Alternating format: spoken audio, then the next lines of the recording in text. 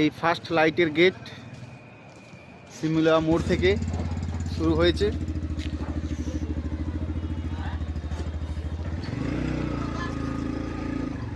শ্রীকৃষ্ণর gate lighting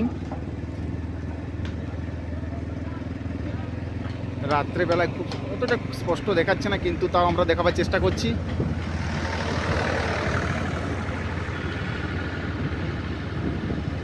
যে রাস্তা রাঁচি রোডের আমরা যাচ্ছি, বেলকুমা পুলিশ লাইন।